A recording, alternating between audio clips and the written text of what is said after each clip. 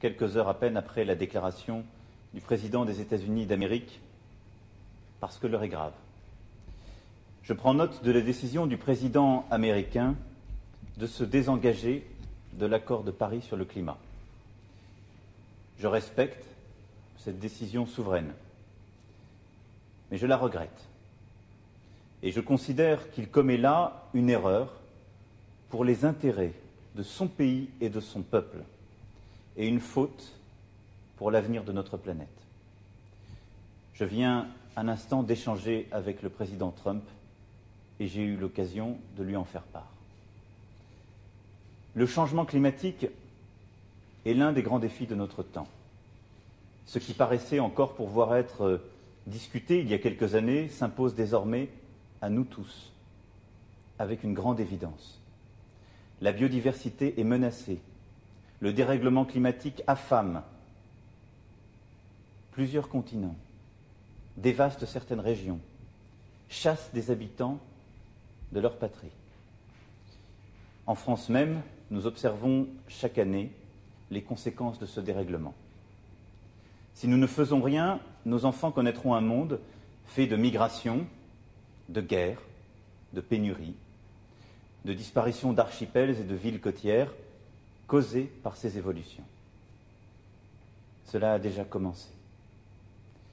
Ce n'est pas l'avenir que nous voulons pour nous. Ce n'est pas l'avenir que nous voulons pour nos enfants. Ce n'est pas l'avenir que nous voulons pour le monde. La vocation de la France est de mener ces combats qui impliquent l'humanité tout entière. C'est pourquoi la France s'est placée à l'avant-garde de la lutte contre le changement climatique. Elle s'est engagée résolument dans toutes les négociations internationales. Et en décembre 2015, la France a réussi ce tour de force, de faire signer 195 pays, de leur faire signer un engagement commun, l'accord de Paris pour le climat. Alors oui, je vous le dis ce soir avec beaucoup de force, nous ne renégocierons pas un accord moins ambitieux, en aucun cas.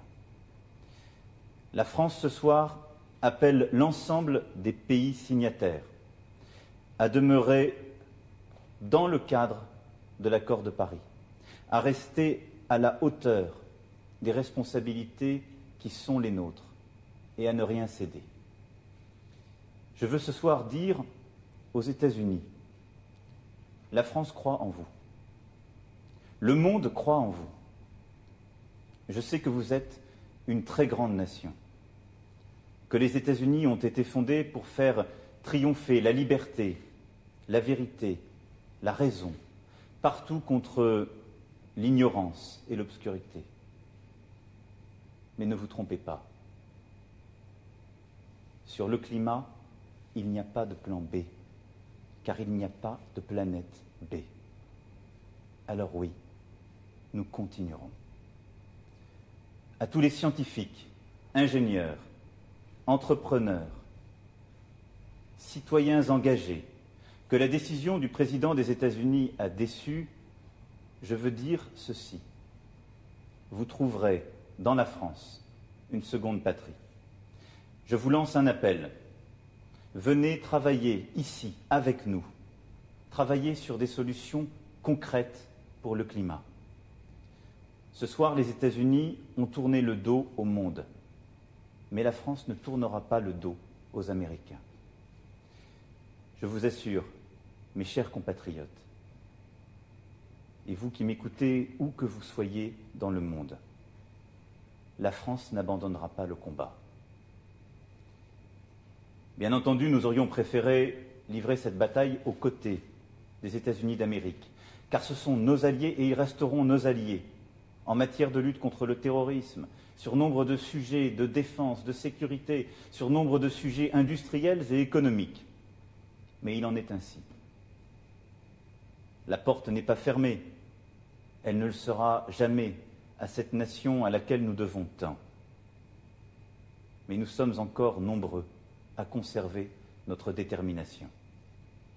La France jouera donc son rôle dans le monde, car c'est ce qui est attendu d'elle.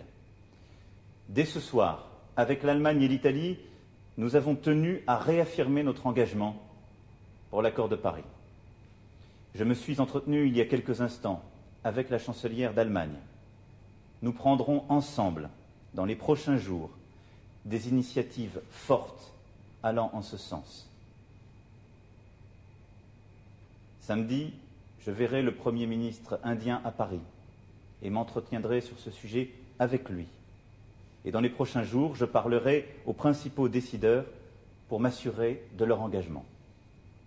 Enfin, la France proposera un plan d'action concret afin d'accroître son attractivité pour les chercheurs et les entreprises de la transition écologique et prendra des initiatives concrètes, notamment en Europe et en Afrique, sur ce sujet. J'ai demandé au gouvernement d'y travailler activement et le réunirai à cet effet la semaine prochaine. Nous ne tiendrons pas seulement nos engagements passés.